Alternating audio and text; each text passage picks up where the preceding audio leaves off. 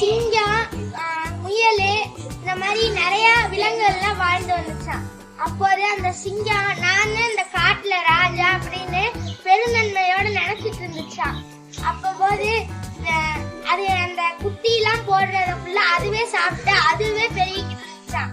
அப்போது தந்திரமா யோசிச்ச முயலே ஒரு நாள் சிங்கத்திட்ட வந்து சொன்னிச்சான், சிங்கராஜா சிங்கராஜா, இந்த காட்டுல உங்களோட பெரிய ஆள் யாருமே இல்ல.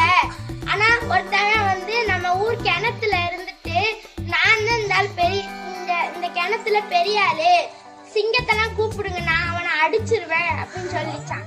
சிங்கம் வந்துச்சான். சிங்கம் வந்து கிணத்துக்குள்ள பார்க்கும் போது தண்ணியில எல்லார் முகத்தையும் பார்த்தா ரிஃப்ளெக்ட் பண்றது மாதிரி அதுவும் பார்த்துச்சான். அதோட முகம் அதுவே தெரிஞ்சோன்னா ஆமா இன்னொருத்தவன் இருக்கான்னு சொல்லிட்டு அதுவும் உள்ள குதிச்சிருச்சான். உள்ள குதிச்சோன்னு இங்க யாருமே இல்ல முயல் அப்படின்னு சொன்னோன்னே அது சொன்னிச்சான், முயல் சொன்னிச்சான், இங்க யாருமே இல்ல, நான் தான் தந்திரமா யோசிச்சு உன்னை இந்த கிணத்துல விழுக வச்சேன். நீ இனிமேல் எங்க குட்டி எல்லாம் நீ சாப்பிடாம இருந்தேன்னா உன்னைய நாங்க தூக்குவோம், இல்லைன்னா நீ இந்த கிணத்துக்குள்ளே இருந்து செத்துருவ அப்படின்னு சொன்னிச்சான். சரி நான் இனிமேல் யாரையும் சாப்பிட மாட்டேன், நீ தயவு செஞ்சு தூக்குங்கன்னு சொன்னோன்னே அது ஒன்று தூக்கிடுச்சு.